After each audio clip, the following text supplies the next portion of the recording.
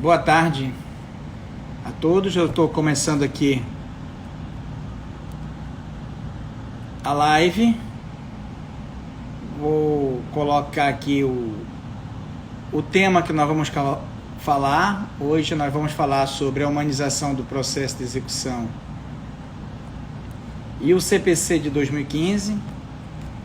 Com meu grande mestre, e sempre tive o admirador, o professor Pedro Bentes Pinheiro Filho. Eu estou esperando ele entrar. Ele já entrou, já me deu um chauzinho. Estou esperando aqui ele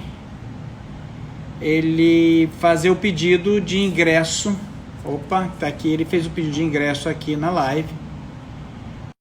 Admitir a participação dele. Já estou vendo Amanda entrando, Marcelene, o Mate, Pedro Bentes. Pode, meu querido. Tudo bem? Tudo em paz. Boa tarde. Olha, Boa tarde, meu irmão. Você sabe que quando eu, assim, obviamente, não te chamando de qualquer coisa, o direito foi meu segundo curso, já começo a justificar por isso. E você já estava dando aula lá. E eu lamentava muito, porque eu não tive condições de ser teu aluno em processo. E sempre é, para mim, um objeto de grande admiração. E estar com você agora aqui, dialogando naquilo que eu tenho como admiração, para mim, é uma honra assim, imensurável, algo assim que eu tenho que registrar. O sentimento que tem de que é estar conversando com um amigo meu, que não é só amigo, é uma admiração. Eu tinha uma verdadeira idolatria. O processo civil sempre era alguma coisa que me encantava. E eu tive a oportunidade também de te admirar ainda, porque você era consultor jurídico do Tribunal de Contas do Estado, na época que eu fazia direito.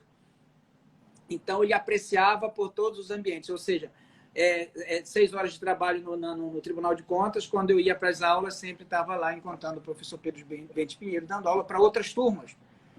Então, eu queria deixar aqui registrado, estou conversando com você para que as pessoas comecem a ingressar, dizer da minha grande honra e satisfação de estar contigo, principalmente falar sobre um tema em que você abordou na academia, que é a humanização do processo de execução, e fazer uma articulação com o CPC de 2015.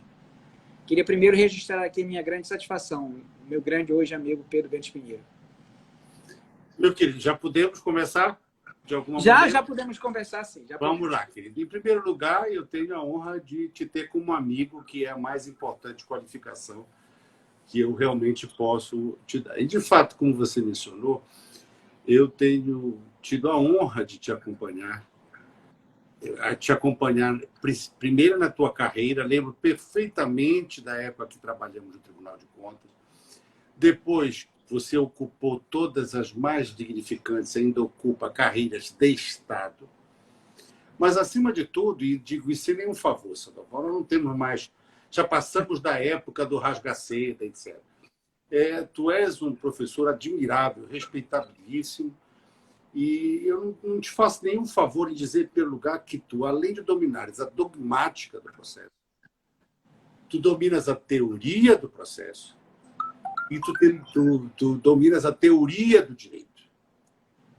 E com uma profundidade invejável, porque tu te conectas com a sociologia, com a antropologia, com a filosofia.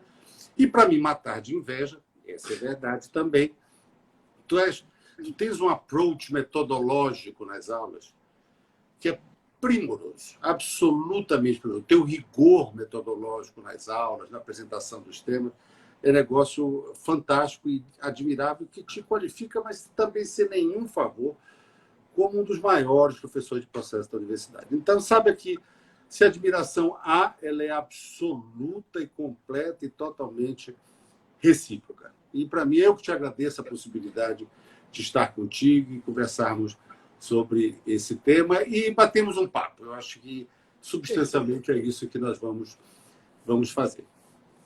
Perfeito. Olha, Pedro, para nós começarmos sobre isso, porque realmente isso já me deixa mais emocionado ainda, porque sei que você é uma pessoa de uma sinceridade, para mim, invejável, uma característica que também eu gosto muito, e eu fico muito, muito lisonjeado mesmo, assim, fico muito feliz em saber que alguém em que eu sempre sonhei em seguir os passos me tenha alguma admiração. Eu realmente fico muito, muito lisonjeado.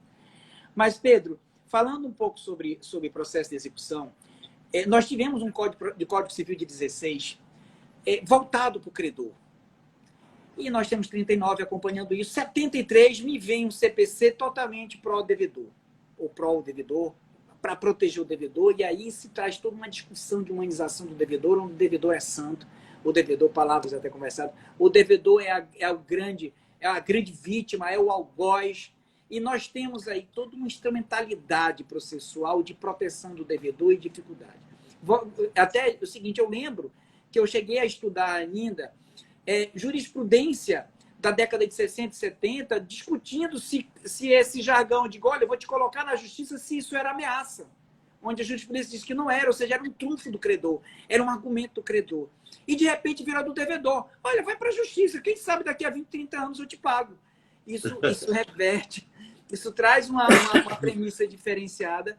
E, para mim, o CPC de 2015 me retrata a premissa de que o credor deve ser pago, que também é urgente, que também precisa disso. E você tem essa pegada de percepção de humanização das pessoas que estão no processo, não de um devedor vítima, nem de um credor vítima, não, porque se o devedor é devedor, a primeira vítima é o credor. E aí, obviamente, eu lhe provocando nessa premissa, qual é a análise que você faz num bate-papo entre a gente aqui, em relação ao CPC de 2015, sobre o aspecto de humanização da execução? Sabemos que a execução não é outra coisa a não ser atacar patrimônio e liberdade daquele que tem uma obrigação e supostamente não cumpriu no direito material. E aí, obviamente, estou fazendo a primeira conversa com você a esse respeito e fazendo a primeira provocação para a gente conversar e desenvolver o tema, já que já começaram as pessoas a ingressarem. Veja, querido, da primeira vez que eu tratei disso, pensei sobre isso, eu o fiz de maneira muito empolgada e continuo empolgado. A minha dissertação de mestrado tinha como título exatamente a humanização do processo civil, a redimensão instrumental da oralidade. E eu resolvi escrever isso porque eu fiquei apaixonado pela audiência de conciliação. Quer dizer, a ideia, que me perdoe Nietzsche, humana, demasiadamente humana, que as partes têm que ter o seu dia na corte para se encontrar vis-à-vis, para encontrar o seu julgador, para fazer um debate sincero a respeito da causa. Se você lembra, a audiência de conciliação foi estupidamente bombardeada, porque ia causar problema, ia atrasar, não ia dar certo, a 99% seria infrutífera, e aquilo foi enfraquecendo, e para minha particular felicidade, voltou com toda a força na audiência de conciliação e mediação. Sim. Com a afirmação de que o processo tem que ser cooperativo e que o Estado tem que promover exatamente a autocomposição como sendo a maneira mais consistente de resolução íntima dos problemas, sendo, portanto, preferencial a adjudicação pelo juiz da decisão. E isso eu cheguei a mencionar naquela altura, embora não fosse esse o foco, para mim tem tudo a ver com o processo de execução. Se eu pudesse fazer uma colocação de como eu penso a humanização do processo de execução, e já abordaria a questão que você colocou com relação ao CPC de 2015, eu diria, talvez seja eu quimérico, um Don Quixote, brincando com moinhos de vento, polêmico, mas eu diria, não como um passo obrigatório, não é isso que eu estou dizendo, mas que a oralidade em audiência de credor e devedor, para mim, representa um ganho extraordinário e, aí sim, verdadeiramente humanizado na relação processual executiva. Eu sei que isso é polêmico, porque, imagina, se nós estamos querendo que a execução seja forçada, começar com bate-papo não dá certo. Não é isso que eu estou dizendo. Eu estou dizendo que, se eu quero a humanização do processo de execução, eu tenho que colocar devedor e credor frente a frente. Em algum momento, não como passo inicial, muito menos em caráter obrigatório. Até eu gostaria que obrigatório fosse, a exemplo do que já é. Eu concordo que seja. Processo de conhecimento. E, para mim, meu querido, é uma coisa muito simples. Eu brinco quando eu dou aula, eu sou uma pessoa muito informal, você me conhece, eu tenho mania de falar mais informalmente. E eu digo para eles, olha, gente, é a força do título, a força abstrata do título, que tem que ser satisfeito com a participação ou sem a participação do devedor, com a vontade dele ou sem a vontade dele, até contra a vontade dele, responsabilizando o patrimônio, porque toda a estrutura procedimental do processo de execução é de técnica executiva. Aí eu brinco e digo o seguinte, olha, prestem bem atenção. A força executiva do título se desdobra, digo eu brincando, em 2 ditados que nós muito bem conhecemos. Na execução, o credor primeiro atira e depois pergunta quem é. Ou seja, eu tenho um título, eu não quero saber se ele é líquido certo. Eu tenho que olhar para o título e o juiz já está autorizado a atirar no patrimônio do devedor, atirar aqui, e depois é que se vai discutir se eventualmente tem algum defeito no título, se eventualmente a obrigação nele referida é líquida, certa, exigível, se for obrigação de pagar a quantia, etc. E a mesma força obrigatória do título dá a segunda grande característica que eu falo brincando. O devedor é o primeiro que apanha e o último que fala. Ou seja, é o contraditório diferido. Primeiro eu vou atrás da responsabilização, eu vou atrás de realizar atos de constrição, depois ele terá o momento para se defender. E aquilo que você falou ainda há pouco, eu penso exatamente isso. Devedor se conjuga devedor. Se ele fosse santo, se conjugaria santo. Ele já entra na condição de devedor. Esse jogo já está 1000-0 pelo sistema. Ele já é devedor. Fim de papo. Ele já vai sofrer as consequências do ato dele, ainda que ele seja humano e que o ato tenha sido humano, mas ele se colocou nessa situação de risco e ele vai ter que pagar. Eu acho que a execução é uma, aspas, igreja materialista do credor. E o CPC de 79 era exatamente um absurdo de proteção ao devedor, a pretexto de uma suposta humanização, para evitar as crueldades de antânios, do direito romano arcaico, etc, etc. Então, se ficou com tanto medo disso, que se começou a dizer, não vamos pendurar o devedor num tronco. Mas aí a emenda foi pior do que a do Sobel. Eu acho que o CPC de 2015 andou muitíssimo bem. Também credor concordo. É credor. E fim de papo. Não tem lero-lero, nem vem para cá que eu também quero. Já tem um título a seu favor, já tem tudo. O devedor é o primeiro que apanha e o último que fala. E o juiz tem que atirar, ou seja, realizar os atos de constituição para depois verificar. E é só dessa maneira, meu caro, que eu entendo o princípio da execução equilibrada. A execução equilibrada não é para passar a mão na cabeça do devedor, não. Não é essa humanização desfocada, barata, não diria midiática, mas eu diria verborrágica, dizer, olha, pelo amor de Deus, pode ter que fazer do meio menos gravoso. Não. A execução é grave. Ela tem que ser grave. Tem que ser gravosa. Até o limite máximo de que, se eu tiver vários meios, eu vou escolher o menos gravoso, mas ele continua sendo gravoso. E continua sendo. Então, eu não vejo outra maneira de humanizar, a não ser raciocinar, porque senão desfoca. Entendeu? Senão desfoca completamente e desequilibra de uma maneira surreal. Você paradoxal. forma... Concordo. Eu não consigo imaginar de outra maneira, querido. E a participação do devedor, dentro da minha lógica do que seria humanização, veja, a ele é imposta, porque ele não vai participar de vontade querida, como diria o meu avô. Quando o juiz diz, olha, você diz que não tem bem, então você indica. Eu vou te chamar, você vai me dizer francamente quais são os bens que você tem. Você não vai simplesmente dizer, olha, isso aqui é impenhorável, então eu não tenho... Não. Você vai me arranjar uma solução. Aliás, eu já te adianto, eu tenho gravíssimos problemas com a impenhorabilidade. Os tempos mudaram, eu tenho gravíssimo problema. Sabe, essa história de... Eu não estou querendo, longe de mim, afastar aspectos éticos até religiosos. Mas se eu tiver um retrato meu, ou do meu avô, pintado pelo Rembrandt, dos maiores retratistas, tá valendo. Ele tem valor, tá valendo sim. Ah, coitado do meu avôzinho. Não tem coitado do seu avôzinho, não, minha querida. Tá? A penhorabilidade de salário, resguardado o mínimo essencial, tem que existir, sim. Porque senão, meu amigo, se eu aumentar o rol das impenhorabilidades...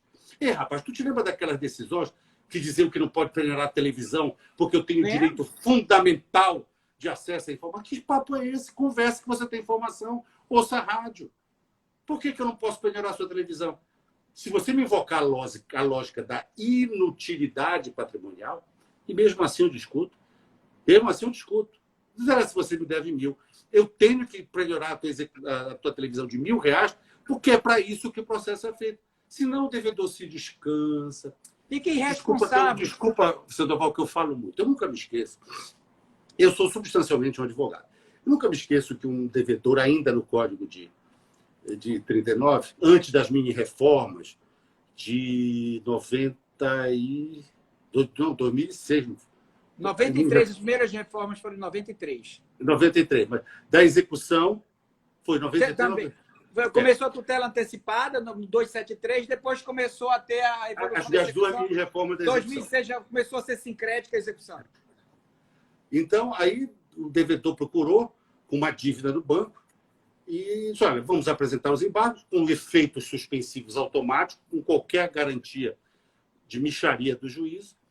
Aí eu preparei embargos com aquele questionamento de sempre, olha, comissão de permanência, juros, papapá. Numa petição, que tinha tipo 40 laudas, o que era um exagero. É aquela história, né? Quem muito fala, pouca razão tem. Aí, quando o devedor leu, ele disse, puxa, mas eu não devo nada. Eu digo, não, meu amigo, você não está entendendo. Você está achando que você não deve nada só porque eu escrevi tudo isso? Não, você deve, você não pediu dinheiro emprestado? Pediu, pagou ou não pagou?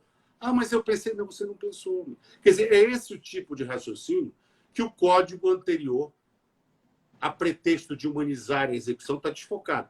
Humanizar o devedor, né? Superproteger o devedor. Eu até acho que a prisão por dívida é realmente uma coisa medieval. A prisão pelo depósito fiel, eu também acho uma coisa medieval. Isso é um equívoco. Ainda que seja para pensão alimentícia, até porque ela é inútil. O sujeito prende apenas... E eu acho que a execução é sempre patrimonial. Por isso que eu odeio o 139 e as suas fórmulas pessoais.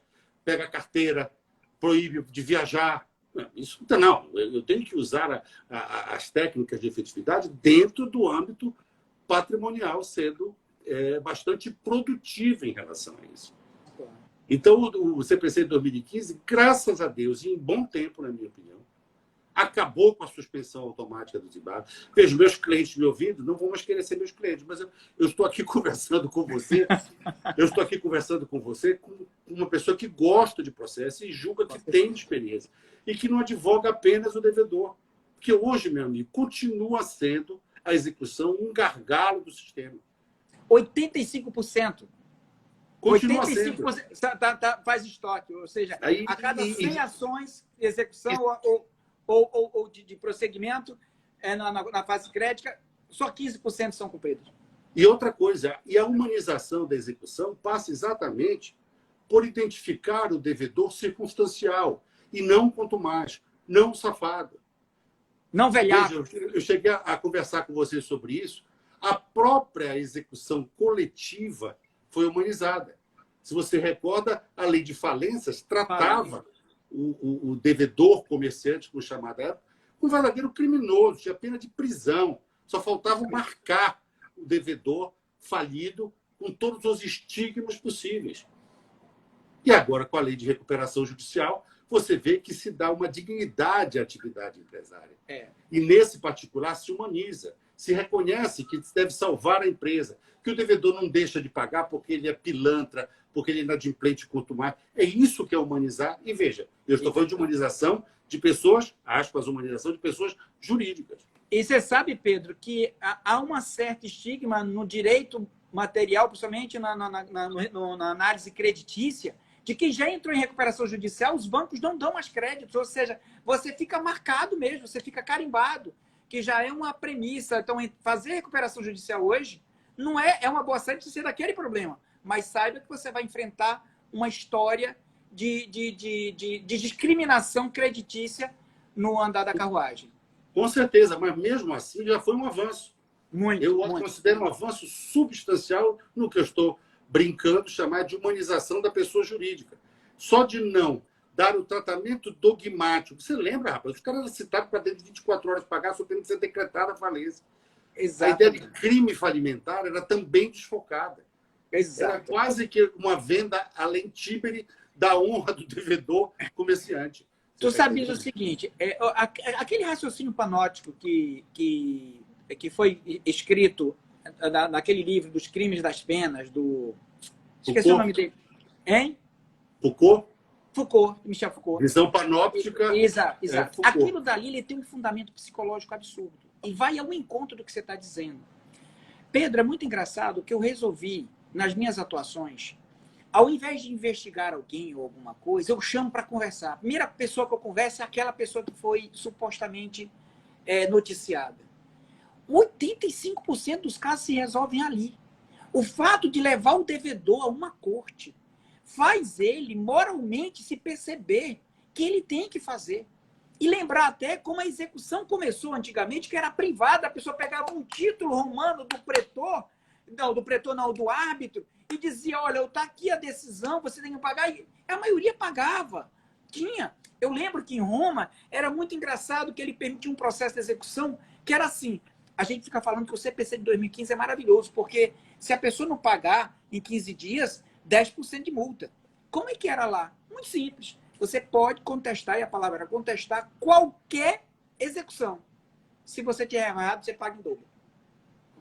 Quem era que queria se tivesse errado? Ninguém queria contestar, ou seja, a coisa cumpria. Então, isso traz uma perspectiva de que, olha, as pessoas e os juízes estão me vendo. Eles estão me vendo, e eles estando me vendo, eu não tenho mais coragem de continuar devendo. Então, por isso eu concordo plenamente. A ideia de que levar o devedor à corte, forma de dizer, mas ao juiz, perante o juiz, para discutir frente a frente com o credor e com o Estado, é uma forma, sim, de destravar e fazer com que a coisa aconteça, até se descobrir formas. Eu tenho, Pedro, uma coisa interessante, que 95%, eu não estou falando chutando de cabeça, não, dos meus processos que tem descumprimento de algum acordo que eu faço, eu discuto extrajudicialmente. Só o fato da pessoa vir comigo, nem é com o juiz, a coisa se resolve. Então, eu tenho uma concordância a esse respeito, e até dizer o seguinte, que humanizar o processo é tornar os sujeitos do processo humanizados mesmo. O credor precisa receber. O devedor não é vítima, a vítima é o credor. Quem tem uma vantagem jurídica é o credor. E quem tem uma vantagem fática, até agora, porque está usufruindo de um crédito não pago, descumprido, violando a ordem jurídica, é o devedor.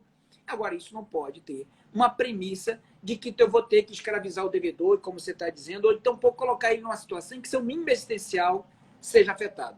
Eu entendo que as impenhorabilidades que tem, até fazer a proporcionalidade de 30% para 70% da penhorabilidade do salário, por exemplo, ele é uma ponderação legislativa, já dizendo, olha, eu tenho aqui que ponderar entre credor e devedor. Ou seja, faz até bem demais o código. Quando entrar em confronto o mínimo existencial do credor e do devedor, preserve o devedor, não preserve o credor, que já é um bom andamento. Mas aí, a partir do momento que fica aquele jargão, ao modo menos gravoso para o devedor, que é só um jargão, havia um capítulo lá, menos gravoso. Ninguém diz o que é menos gravoso, o juiz não está dizendo menos gravoso. Acho interessante que o CPC de 2015 diz, olha, intima o devedor para ele dizer o que é que ele tem para pagar. Se ele não disser, ato atentatório é a dignidade da justiça. Exato. Essa é a participação dele. Ele tem o momento de falar. E, sabe, e volto a dizer, a questão da execução equilibrada, do modo menos gravoso, veja a expressão, é menos gravoso, não é para deixar de ser gravoso. Exatamente. A execução é grave. Por exemplo, vou lhe dar um exemplo de violação, na minha opinião, de um recrudescimento jurídico, a meu ver, inaceitável. Eu acho perfeitamente possível que você utilize, por exemplo, meios até de consulta a órgãos públicos para você investigar licitamente. Faça uma consulta no registro de imóveis, até que tenha um setor que faça esta verificação.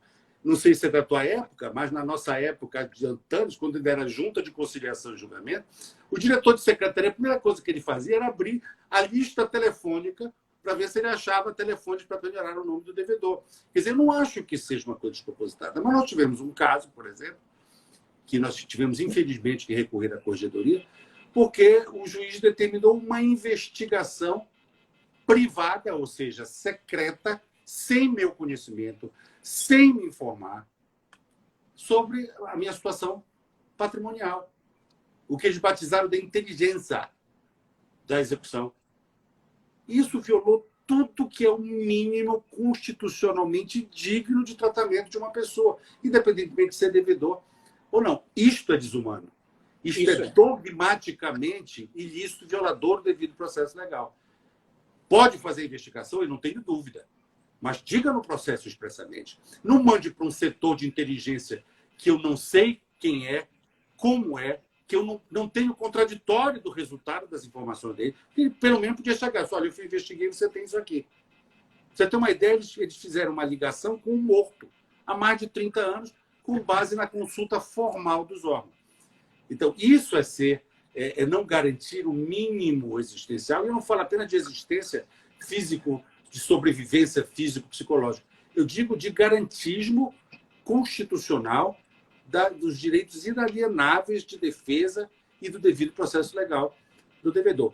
Então, eu humanizo até onde o devido processo legal não é intrinsecamente violado, porque não haveria violação maior, e muito menos se o mínimo existencial à sobrevivência fosse... E para mim, aí estaria a impenhorabilidade. Tá?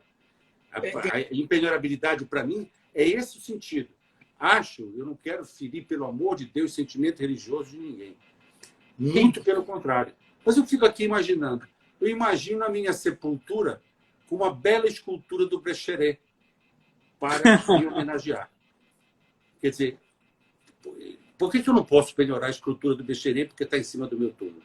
Você está entendendo? Eu acho que essas coisas precisam ser questionadas, para dizer o mínimo. Você tem um anel de noivado com safiras, etc., que custa 3 milhões de reais. Troca o anel de noivado por outro, né? Sabe? Eu não quero ser duro, eu estou querendo elastecer o argumento exatamente para não desfocar a humanização. Para que a humanização não seja uma santificação de certas posições do devedor, que merecem respeito, sim, mas elas não podem ser santificadas, hiperbolizadas, elevadas à última potência para tratar o credor como se fosse um ser menor. Porque, do contrário, a crise da execução continua. E nós sabemos, Sandoval, eu não tenho dado estatístico correto. O teu dado está correto quanto à quantidade. Mas, se a minha experiência não falha e a tua também, a grande maioria dos devedores é decorrência de crise econômica. E não da pessoa em si de ser o mal pagador.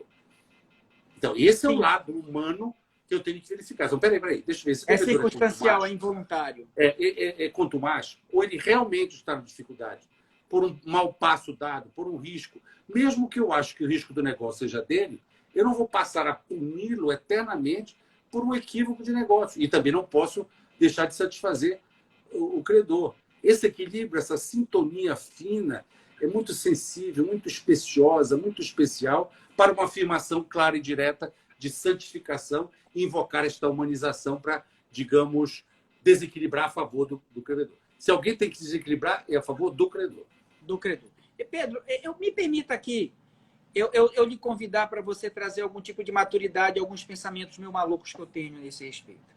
É muito fácil, por exemplo, no direito anglo-saxão, eles pensarem no que seria o normal, usual de um homem médio inglês. Esse raciocínio chegou a vir aqui no Brasil. E eu tenho um pensamento que é algo até mais simples, porque a jurisdição ela tem a característica da substitutividade. Então, quando eu vou a juízo, o credor e o devedor ele tem sua capacidade de resolução dos seus problemas relacionais transferidas para o juiz. Então, quando o juiz atua, ele atua em substituição ao devedor ou em substituição ao credor. Mas se ele está atacando o patrimônio do devedor, ele está dizendo, olha, eu, como devedor, eu tenho as primeiras amarras ou proteção da lei, ele tem uma ponderação, está aqui os bens impenhoráveis, eu não vou discutir isso. Mas se saiu dessa seara, eu vou verificar, eu, como devedor, o que sacrifícios eu faria que não precarizasse a minha vida, como, por exemplo, vender uma escultura que tiver no túmulo, como, por exemplo, vender um anel ou uma televisão de 82 polegadas, e a pessoa pode ter um de 32 e assistir a mesma coisa, que é 1/10 do valor. O que você acha da ideia, até que militaria quanto o conceito de execução forçada? Porque se o juiz está se substituindo o devedor. Ele está fazendo aquilo que o devedor faria, mais ou menos como se você estivesse com uma criança numa sorveteria, por exemplo, e ele dissesse, papai, me dá o sorvete, e você dissesse não. E aquela decisão fosse uma decisão forçada para o seu filho, ou se você desconsiderou ou não. Então, eu até já passei essa premissa que, às vezes, na teoria da jurisdição, as pessoas... O que o juiz é? O juiz é um Deus onipotente, onipresente? O juiz é um humano que, dentre nós, ou que conhece aquela sociedade que nós vivemos, sabe como é que um homem pode se portar? E agora que o CPC de 2015 deixou muitas cláusulas abertas para adequação, ajuste, cooperação, o que tu achas de uma ideia como essa? E que mostra muito claramente que não tem nada de ofensivo a um devedor, se porventura você se colocar nessa situação e dizer, olha, eu deixaria de viajar para pagar uma dívida. Isso para mim seria comum e normal, obviamente, penhorar uma passagem ou evitar aquele gasto. Veja, eu estou penhorando a passagem que tem valor. O que tu tens a acrescentar num raciocínio maluco desse? Na minha cabeça, a jurisdição substitui pela própria evolução da justiça privada à justiça pública. Sim. Porque as soluções parciais ou parciais, via autocomposição, autotutela, elas não têm enforcement. Sim. E eu posso ficar sujeito ao poderio econômico ou poderio físico do mais forte. Isso é uma coisa que a gente classicamente diz na faculdade. Então, tem que substituir, porque o Estado é a garantia da lei e da ordem. Sim. Quer dizer, o próprio ordenamento, ele opera por preempção. Ele substitui a vontade das partes e estabelece um plano de todos. E que todos têm que obedecer. Então, é evidente que a jurisdição tem que vir forte. E é por isso que eu gosto da caracterização do ato atentatório à dignidade da jurisdição. Porque não ofende só o credor, ofende o Estado juiz. E tira aquela ideia de monetarização, de financeirização, para dizer, olha, a justiça está a cargo do capitalismo. Não, meu amigo, a justiça está a cargo de um ordenamento jurídico que criou esta proteção, que é de todos, e que o juiz é o encarregado de, legitimamente, observar o devido processo legal, fazer cumprir. Porque um juiz arbitrário, um juiz que, mesmo na drasticidade natural, eu acho isso é muito claro para mim, a execução é naturalmente drástica. Essa drasticidade da execução forçada ali é íncita. E o juiz substitui, e por isso nós sabemos que os regramentos da execução estão bastante duros, porque o direito processual executivo já é duro por si. E por isso é que ele estabelece certas restrições, porque sabe que o juiz não pode ser arbitrário. Então, ele já autoriza as medidas. E não deixa isso na mão do devedor. Eu tenho um pavor dessa história de carteira nacional de habilitação, de apreensão de passaporte, porque isso sim é cruel e não resolve. Quer dizer, de novo, a responsabilização dura, drástica, em respeito ao Estado de Direito, em respeito às normas que nós, pela nossa representação racional, lembrando de Weber, né? Nós temos uma legitimidade racional por eleito do povo, gostemos ou não gostemos da lei, a lei opera por preempção, ela substitui a nossa vontade e esse é o nosso plano. Acho que Russ falava disso. É o nosso plano, esse é o novo plano. É esse que eu tenho que seguir. E se eu não seguir, eu vou estar sujeito não é apenas, digamos, ao inadimplemento obrigacional em relação ao devedor. Eu estou violando a própria lógica da ordem de autoridade. É por isso que eu não consigo, digamos assim, ficar... Olha, coitado do devedor. Poxa, eu não queria que fosse tão drástico. Não é assim, exatamente. E a atividade substitutiva é jurisdição e tem essa estrutura procedimental, tem essa técnica satisfativa, é essa técnica que tem que ser adotada. E tem que cumprir. E sem lero-lero, nem vem para cá que eu também quero. A história, para mim, por isso é que eu gosto da ideia, não como passo obrigatório, eu quero deixar isso muito claro. Eu não estou querendo transformar a execução numa tutela ordinária, ordinaríssima. Até porque, imagina, se com toda a natureza de pouca atividade cognitiva na execução, ela já se arrasta, imagina se eu criasse uma audiência inicial na execução. Mas sabe, Pedro, uma vez eu te ouvi falando uma coisa que eu concordei plenamente. Para mim, a execução tem cognição e a sentença que extingue a execução, ela é... Não, veja, querida, eu não estou dizendo isso. Eu não tenho dúvida quanto a isso. O que eu estou dizendo é que a estrutura procedimental Sim, Ela sim. não se volta à cognição. Claro que há lapso de cognição. E, evidente, uma sentença declaratória extintiva é uma sentença de mérito relativamente à extinção da obrigação. Eu não tenho a menor sombra Eu de achei dúvida. brilhante esse teu raciocínio. Mas, veja, eu não estou querendo, eu estou dizendo o seguinte: a estrutura, o approach da execução, a lógica da execução, não é para atos de cognição. A cognição vem, é aquela história. Primeiro eu atiro, depois eu pergunto quem é. Primeiro eu faço a constrição, portanto, o devedor é o primeiro que apanha, e depois ele vai falar. E, evidentemente, nas oposições do devedor, a matéria cognitiva aflora. E te digo mais, é uma pena que ainda não cheguemos, como é possível chegar, em tabelar cognições. Eu acho, por exemplo, que os embargos do devedor com título extrajudicial poderiam ter uma cognição tabelada. Sim. Porque você podia alegar qualquer matéria de defesa e pronto, ordinariza. Por isso é que eu acho que tem que ser drástico mesmo. Por isso que os embargos não têm que ter efeito suspensivo automático. Tem que haver um prestigiamento intenso do título. Uma atividade dura estatal e para honrar a dignidade da jurisdição, tanto mais quanto for título judicial. No título extrajudicial, você ainda imagina uma possível falsificação, mas, Sandoval, nós sabemos. Um cheque meu na tua mão, 99, para usar bem um realismo americano, 99,9% eu te dei o cheque. Sim, lógico, óbvio. Eu assino uma nota promissória, 99% foi livre de qualquer coação. Então eu tenho que presumir o que é ordinário. Porque essa é uma prática, principalmente no que tange aos títulos de crédito, é um direito emergente consulta ordinário na sua origem. Concordo. E o prestigiamento moral que se reflete nos títulos de crédito é isso mesmo. Então, eu não consigo imaginar diferente. Eu acho que isso espero, agora eu vou fazer uma brincadeira. Eu espero que não tenha juiz assistir, que quando eu vou defender o devedor, ele vai dizer, você disse aquilo. Eu estou falando aqui no sentido... Aqui é acadêmico, aqui é no sentido acadêmico, exatamente. Pedro, é muito engraçado o que eu acho, que... eu não sei se eu respondi a tua colocação, tá? Não, sim, eu até vou... Tanto respondeu e eu vou até te provocar já no outro momento aí. Eu acredito que o cumprimento de uma obrigação, seja ela creditícia ou de um título de crédito ou não, ou de qualquer crédito ou não, ela é necessária até para a confiança da mercadologia, do comércio, da mercancia, porque senão as pessoas não têm confiança de que seus créditos serão recebidos ou pode ter problema de insolvabilidade caso se passe. Eu confio plenamente. Agora, Pedro, me ajuda de novo num outro aspecto que eu também estive pensando assim. Eu tenho uns pensamentos às vezes assim meio maluco. Para mim, eu vou fazer duas ponderações e gostaria muito de ouvir, porque realmente você é uma pessoa que sacia. Você me respondeu perfeitamente naquilo, inclusive na minha dúvida, porque eu estou dialogando com dúvida. Eu acredito que o remédio virou veneno. Vou explicar melhor. Primeiro direito do CPC de 2015. As técnicas de cumprimento de obrigação de fazer ou não fazer que atacam a liberdade são mais fortes que a técnica de cumprimento de obrigação de pagar, que ataca o patrimônio. Então, o patrimônio vale mais que a liberdade. Na liberdade, se eu não cumprir, pode até ser crime de desobediência, até ter um crime, ou ter até uma prisão civil travestida de criminalidade.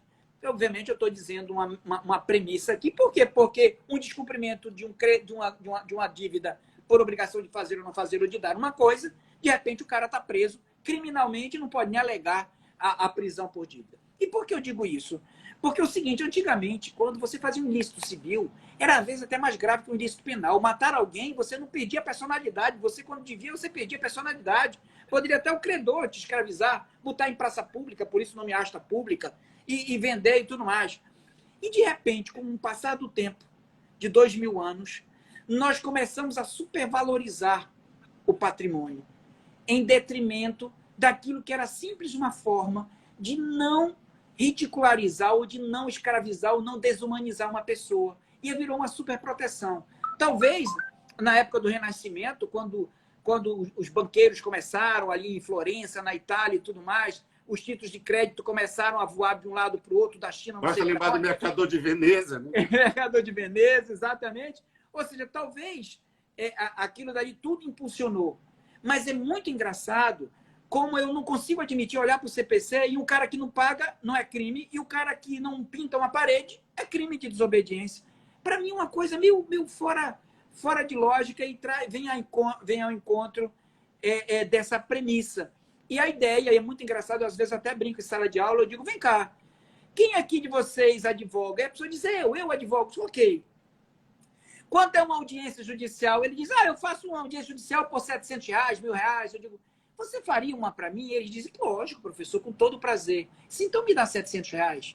Ele diz, não. Eu digo, o que é que você dá sua liberdade para mim e o equivalente monetário você diz não? Você não percebe que isso é uma doença, isso é uma coisa da psique, é uma coisa que foi enrustida desde a humanização com o estoicismo e o cristianismo e foi sacramentada pelos séculos XV e XVI e que a gente está ruminando nisso e aí isso vai para o CPC. O que tu dizes dessa coisa, meu maluca, que eu me sinto... Olha, eu vou dizer isso para mim é pró-credor. Veja, primeiro, eu acho que tem que ser pró-credor. Primeiro, eu queria partir de algumas realidades que são inegáveis. Não adianta... Claro que nós vivemos num sistema capitalista. Sim. Claro que as relações materiais são, de alguma forma, mais privilegiadas pelo sistema. A gente até constitucionalmente dá, digamos, um tempero, como, por exemplo, na função social da propriedade. Dos contratos, da empresa. E a gente dá esse tempero, mas a nossa substância de uma Constituição dita liberal, social, é essa.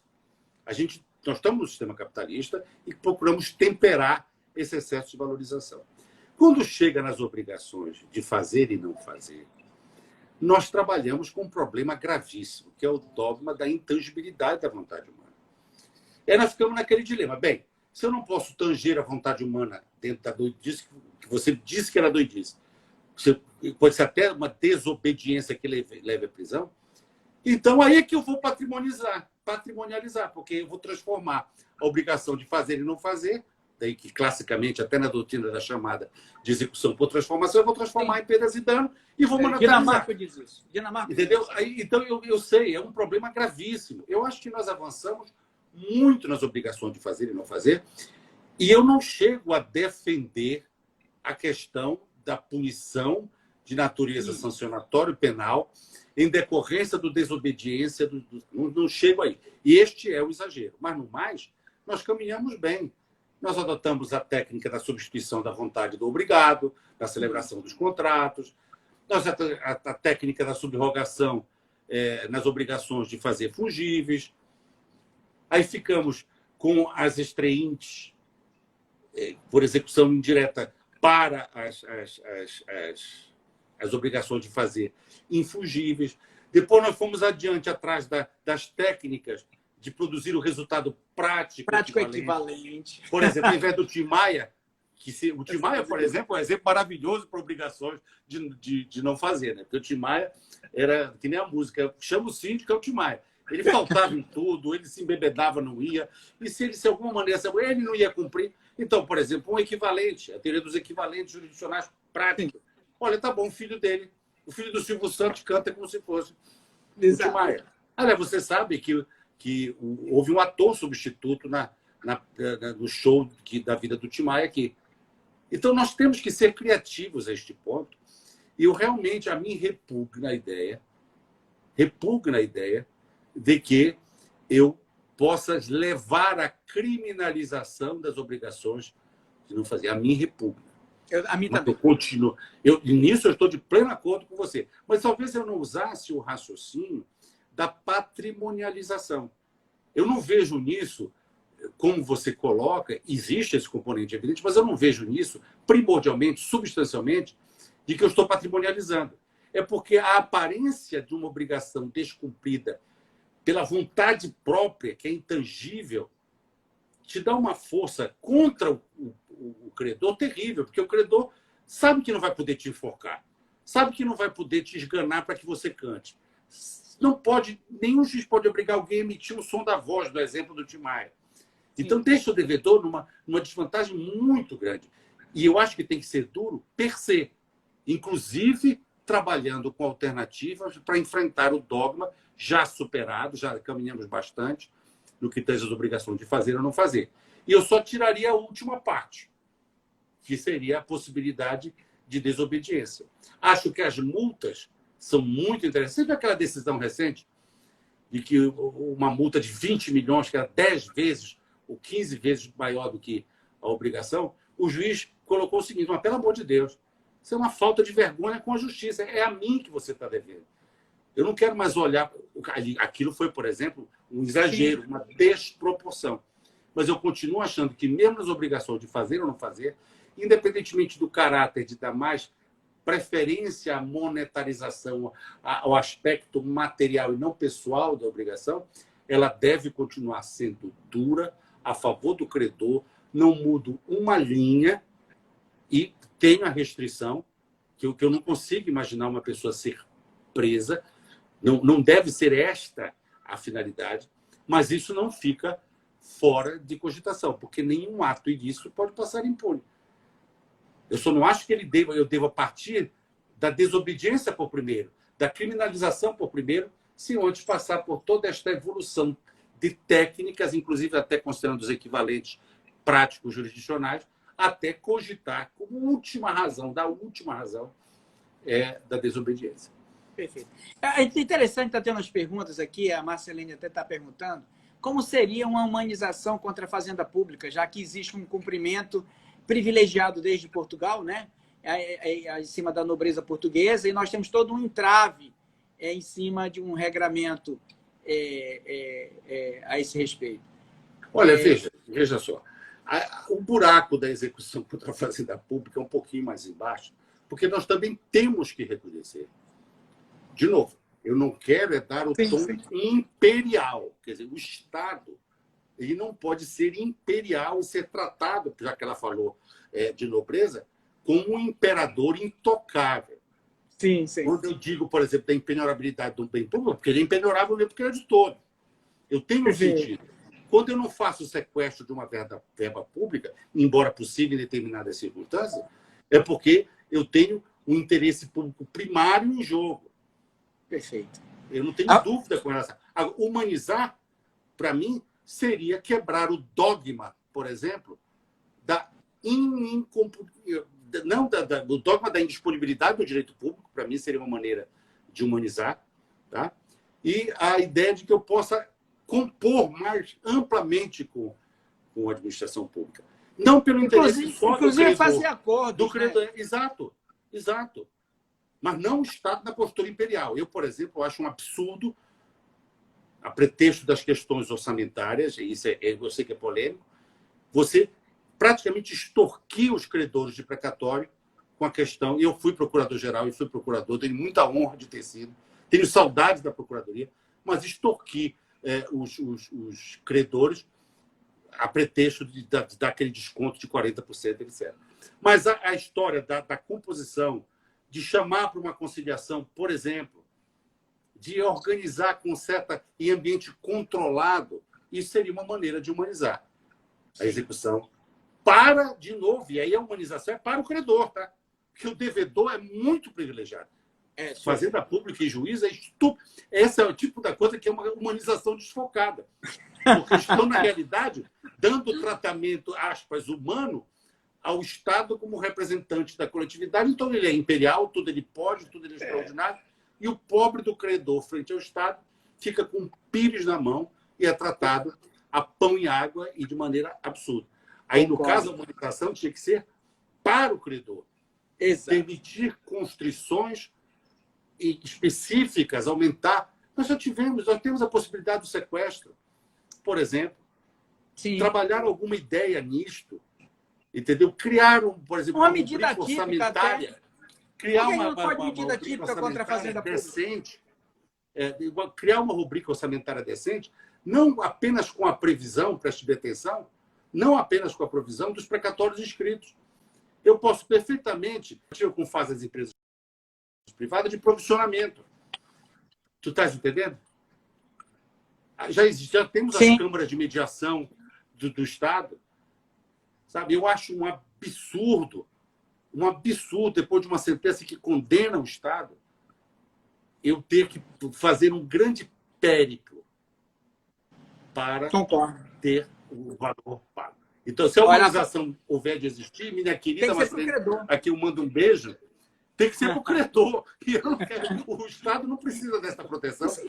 Isso é um resquício da nobreza portuguesa que não queria perder o Estado não pode ser imperial. O Estado não, eu tenho que respeitar o Estado, não me submeter a ele. Exato. Não me submeter. O Estado fica quase como uma execução forçada, ao contrário. Sou eu que tenho que desesperadamente tentar furar os bloqueios do Estado. No aspecto da justiça fiscal, por exemplo, isso para mim é evidente. Humanizar admitido compensações, por exemplo. É um parto isso. Quer dizer, o sujeito tem crédito, é obrigado a pagar tributo. Sabe, isso é humanizar a relação. Olha, sabe? Pedro, queria deixar um abraço aqui ao Jorge Alex, aqui, que está aqui como participando. Um grande abraço. Meu querido amigo, meu compadre, meu sócio amado. Eu quero, aliás, agradecer a todos que estão participando. Eu não estou vendo isso rolando aqui, porque eu falo muito, então eu não consigo ver. Sem problema. A Fábia Mussi também, que foi juiz e promotora de justiça hoje, está minha querida Fábia, tive a honra. Os juízes precisam conceber essa forma de humanização do processo, porque ele acaba, de alguma forma, atrapalhando as coisas, se superproteger o devedor. O devedor realmente tem que pagar, concordo aqui. A nossa amiga Sueli Fraia também mandando beijos aqui. Estou começando a falar nisso, Pedro, até para registrar as pessoas aqui e dizer da grande satisfação que tem de tê-los aqui. O Pedro Nogueira, que amanhã a gente vai falar, também está aqui. Um abraço. Meu presidente. Nosso presidente. Nosso presidente. Grande abraço, Pedrinho. Meu presidente. O Roberto aqui. Bom, Pedro, aqui o seguinte, você sabe que a live aqui só nos sustenta por 1 hora, nós estamos aí a uns perto de 50 minutos, pode ser que ele nos desligue a qualquer momento.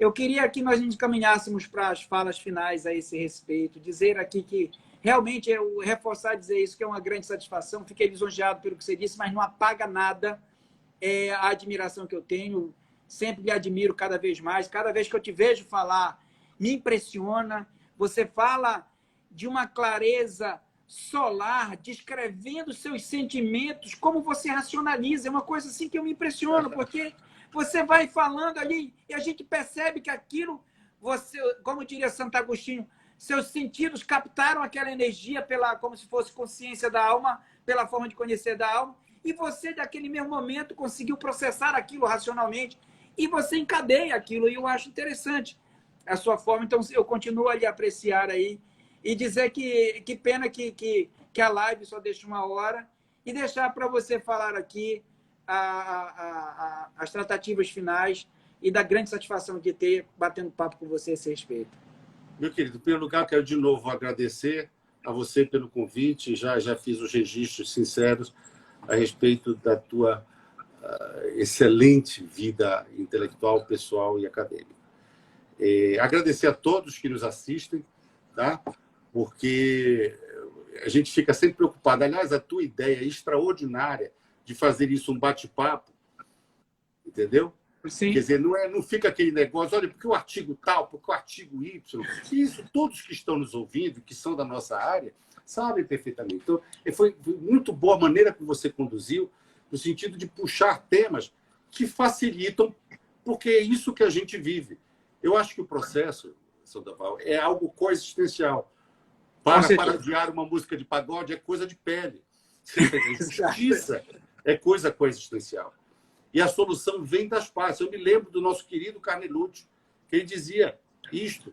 Ele dizia que uma das poucas coisas que as teorias tinham de certo, quando falava do processo como guerra, do processo como jogo, é de que realmente o processo é uma coisa substancialmente humana. Sim. Ele dizia que o processo é um método de julgamento de homens.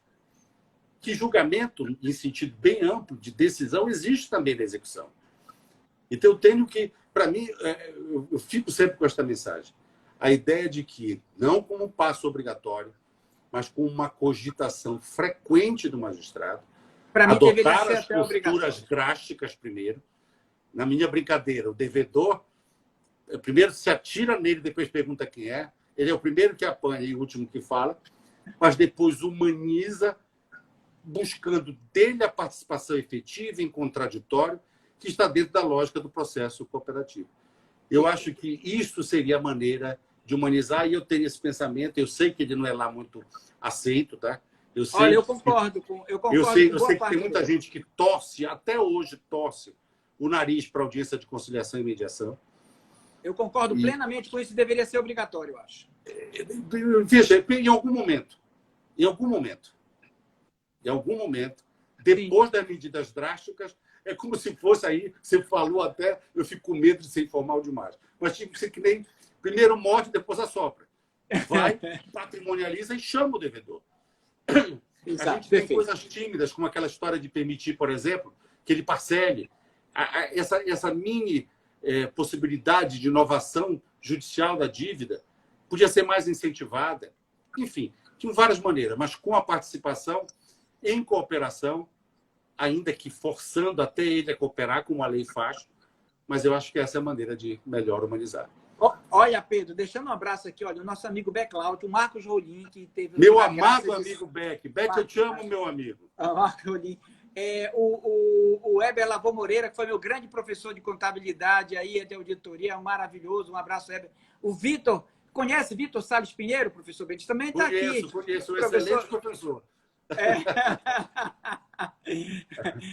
O Pedro Neto também está aqui, olha, um abraço. Meu filhão, um beijo, meu filho. Então, eu estou passando aqui várias pessoas aqui. Eu peço perdão que meu dedo e minha vista não está dando para... Doutor Aldrin, muito obrigado. Doutor Aldrin é o juiz no Amazonas. Doutor Aldrin também. Olha, eu realmente deixo aqui de um agradecimento a todos. Eu fico realmente muito feliz. E meu amigo Pedro, assim, sou verdadeiramente seu fã mesmo. Realmente o que eu falo de verdade. Não tem por que jogar confete. Mas também não tem por que eu me calar, porque possivelmente vai parecer jogar confete ou dizer aquilo que eu acho. Eu considero isso mesmo, estou falando aquilo, entendeu? Eu não tenho problema nenhum de falar aquilo que eu acho. Então, uma das coisas que caracterizou a minha vida, e eu tenho até pago muito preço caro por isso, porque eu falo aquilo que eu acho mesmo, e às vezes não é bem apropriado. Mas deixar aqui um grande abraço forte a todo mundo aqui, e dizer que eu fiquei realmente engrandecido, acrescido com suas palavras, principalmente na percepção de humanização. Eu quero agradecer a todo mundo. Eu lamento, eu tenho pavor de ter citado, esquecido, porque fica rodando aqui, só de vez em quando eu consigo ver. Mas obrigado, eu estou tentando. Muito obrigado por ter me permitido participar, querido, ter me convidado. Um abraço fraternal a Nepiano e que o Pai Nepiano, querido. Muito obrigado a todos. Um abraço. Tchau, Pedro. Tchau, querido. Tchau. Rapaz, eu não sei como desliga isso aqui. Eu estou tentando desligar aqui também. A gente vai desligar. Eu sei, enquanto nos enxota é mais fácil, né? Ele nos enxota. Ele acaba desligando ele sozinho, né? A gente fica mais fácil. Então fica mais fácil. Vamos ficar mais fácil. Vamos ficar batendo papo, pronto. Não tem problema. Até ele acabar. Eu também tentei aqui desligar, mas eu juro por Deus que eu me perdi. Olha, tem aqui várias pessoas aqui, olha. Eu tenho pessoas do meu grupo de pesquisa, como a Camille, como o Renato, são alunos maravilhosos que estão aqui. Eu estou passando aqui, eu falei da Sueli Fraia, a Leide Rodolfo. Minha família, tem irmãs minhas aqui, Irenice, Holanda. Rapaziada, você sabe que eu pedi para todo mundo da família, vá para lá para fazer ibope. Entendendo ou não entendendo? Não. A França tem para todo mundo para fazer ibope. Obviamente que isso Olha, você sabe que tem um tema, professor Doval, que a gente acabou não falando? Qual é? De humanização e desjudicialização. Sim, eu acho interessante, porque... Eu sou apaixonado pela ideia da desjudicialização. Temo, e aí vou usar um argumento teu, bem realístico, que nós não estejamos culturalmente preparados para ela. E veja que a palavra jurisdição não comporta etimologicamente a execução. A execução, quando começou, era privada. Entender? O Estado monopolizou, e não estou dizendo que sou contra, mas monopolizou, e até parece que voltar um pouco para a desjudicialização, que é voltar às mãos de quem efetivamente era desde o início, me parece um grande absurdo. E Portugal está muito bem. Não, é porque as pessoas confundem desjudicialização com privatização do processo, o que não é. Ninguém quer privatizar nada. Nós queremos desjudicializar alguns atos para reservar o juiz a sua função primordial, que é fazer a adjudicação. Então, eu não vejo o problema. Só que nós temos uma experiência do Decreto-Lei 80 ou 70, que é aquela execução extrajudicial do sistema financeiro, que é conduzido de maneira desastrosa. Então, se a gente fizer... Portugal está funcionando muito bem. Olha, vai cair em 8 segundos. Está vendo? Mas pelo menos deixou eu molhar o bico.